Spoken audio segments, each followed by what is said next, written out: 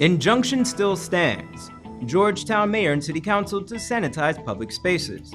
In the region, Brazilians protest Bolsonaro's handling of COVID-19. And internationally, religious leaders call for prayer in the face of a pandemic. Greetings and welcome to this edition of Headline News Update. I'm George Gonzalez. Thank you for joining us. And a telephone and telegraph company has decided to make all COVID-19 hotline numbers toll-free. GT&T Mobile, Landline, and Blaze numbers can now call the Ministry of Public Health's hotline numbers free of charge to report cases of the coronavirus, and these calls can be made on telephone numbers 624-2819, 624-6674, and 624-9355. This morning, the High Court Judge Franklin Holder upheld the temporary injunction barring the CARICOM supervised recount from taking place. More from Esther Sobers. This morning, the High Court heard the first round of arguments for the injunction barring CARICOM supervised ballot recount for March 2nd general and regional elections. However, several media entities were prevented from entering the courts. Only one representative from 4 media outlets were allowed in the courtroom. A court marshal had informed that one of the reporters from selective media outlets were allowed in court. Many reporters had to brave the heat from the sun by sheltering under a tree in front of the court. According to reports, these new regulations set as to limit access to the courtroom amid COVID-19 outbreak. Nevertheless, the interim orders granted by the High Court Judge Franklin Holder remains in place. The order blocks CARICOM supervised national recounts of votes cast on March 2nd. The oral hearing for the case is expected to be held on Wednesday. For Channel 2 Headline News, Esther Sobers. Thanks, Esther. The Ministry of Public Health is notifying Georgetown residents that there will be a fogging exercise beginning at 6:30 a.m. tomorrow. The Ministry of Public Health advises persons to take the following precautions, such as to cover all drinking water and to secure all foodstuffs, both uncooked and cooked, secure all pets and poultry, keep all asthmatic cases away from the fogging, and as well as to open the windows to allow the mist to enter your homes. And according to the Ministry of Public Health, the insecticide is environmental friendly. The Georgetown Mayor and City Council is planning to sanitize all public spaces within the city. Here's more. The Georgetown Mayor and City Council has announced that it will be sanitizing all public spaces to mitigate the spread of the novel coronavirus, COVID-19. The council's plans were outlined at a press conference held on Thursday. Head of the Public Health Department, Suzette Reynolds, explained, quote, "We are committing to providing mass sanitization of public spaces starting from the municipal buildings. Then we hope to extend this to the public spaces like the ministries of government, places in central Georgetown that persons congregate frequently." End quote. Reynolds also encouraged persons who have the necessary disinfectants such as bleach and Jay's fluid to call the council for assistance in spraying their premises. Mayor of Georgetown, Rubraj Narayan, disclosed that they were given a commitment from the GUYANA Fire Service to have the municipal markets washed several times a week. He also called on all food handling businesses to be extra careful when preparing meals and to follow all hygienic and preventative measures outlined by the Ministry of Public Health as well as the World Health Organization. Director of Solid Waste Management for the city, Walter Narayan, assured that the garbage collection services will continue. He, however, urged commercial entities to store their waste on their premises since there may be a buildup because of the implemented staff rotation. He also called for patience and again urged that refuse will be collected. According to a release from the Guyana Post Office Corporation, the spread of COVID-19 is affecting international mail delivery services. While international mail delivery continues uninterrupted to several jurisdictions within the United States, Canada, and the Caribbean, as well as in Asia, there are several parts of Asia, Europe, Africa, Australia, Latin America, and the Caribbean that are currently being restricted and delayed because of current travel restrictions. The forwarding of mails for these territories is temporarily suspended due to the prevalence of COVID-19. Customers are encouraged to await the reopening of the borders in these jurisdictions for the resumption of mail delivery.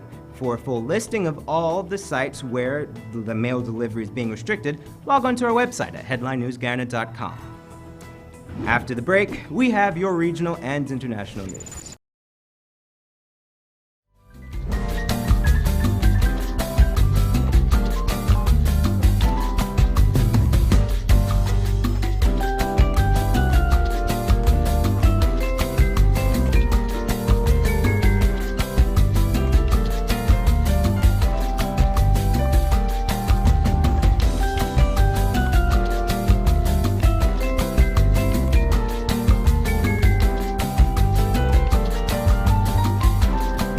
Carry down to Zasco on 15 North Road between Camp and Wellington Streets. Quality products at low cost for every room in your home.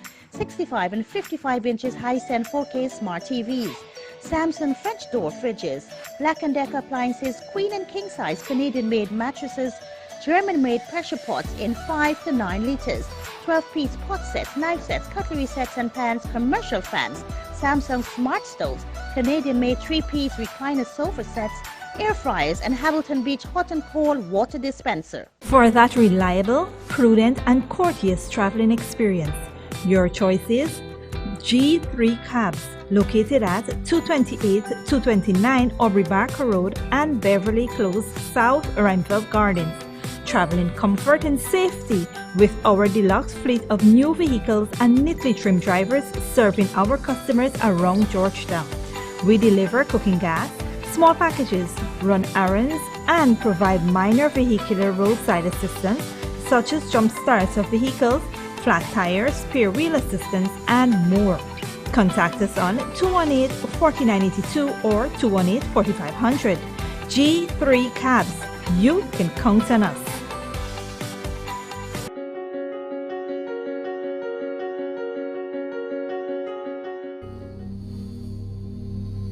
This place is really hot. What's wrong with your AC? It's not working. Well, we wouldn't be able to continue this meeting anymore because this place is extremely hot. Wait, please don't go. Here's a company you can call to get your AC fixed. Action Cool. Honey, what's dinner? I had a hard day. I'm sorry you have a hard day, but guess what, babes? I didn't cook today because the stove is not working. Having trouble at home or at the office? Then call the professionals at Action Cool. Our fully trained technical team have the skills and experience in repairs of all air-conditioned units, refrigerators, gas stoves, washing machines, and a whole lot more. For information, visit us at 86 Hill and Princess Street, Mandela Avenue, Georgetown, or call us on telephone number 225-7867.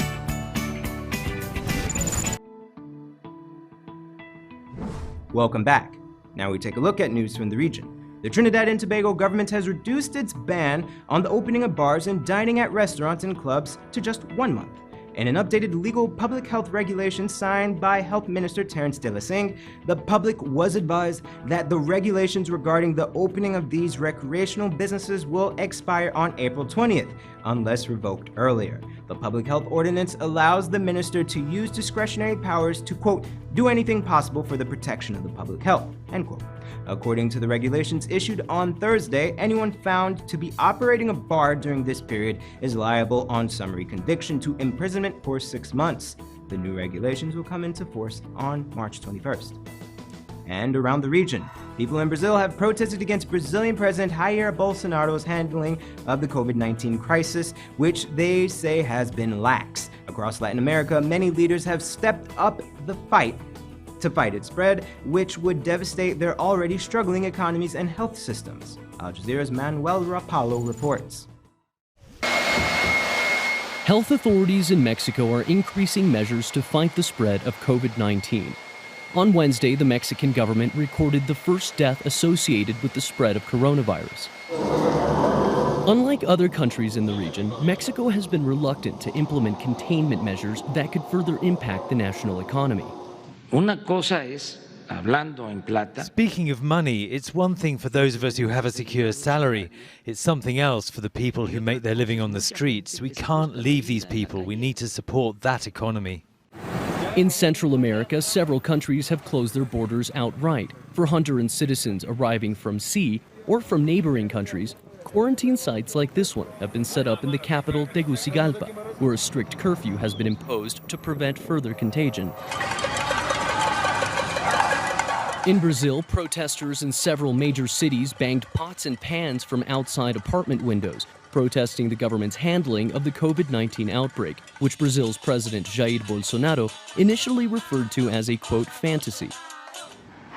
Concerns are growing over COVID-19 preparedness in Venezuela, where a 7-year-long economic crisis has pushed health services to critical levels. In the capital, Caracas, health workers at one hospital say that water no longer flows through the plumbing. Hospitals are empty because the medical personnel who work there are terrified. Of what? Of contracting the virus because they don't have adequate protection. Colombia, which announced a mandatory 14-day quarantine to citizens arriving from abroad, will now block all entry to the country starting on Monday. I have been an outspoken advocate that Colombians can enter Colombia, and we have a wide window so that what we are saying is until this weekend we are going to allow Colombians from abroad to enter, and for a period of 30 days we will suspend the entry of international travellers. In Mexico, criticism grows over what appears to be an overly relaxed attitude from officials. Until now, all self-isolation and quarantine efforts have been led by citizens and private businesses. Despite the continued spread of COVID-19, the Mexican government has yet to order the closure of businesses or the cancellation of flights. Manuel Rapalo, Al Jazeera, Mexico City.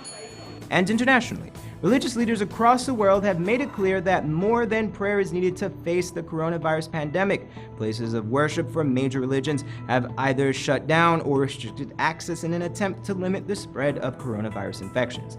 Al Jazeera's Mohammed Val has more.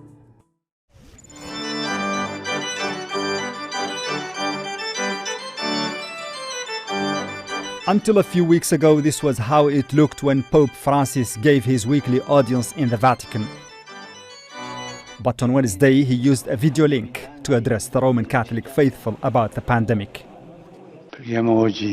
Today we pray for the deceased, for those who lost their lives because of the virus. In a special way, I'd like us to pray for the health of workers that are dead recently.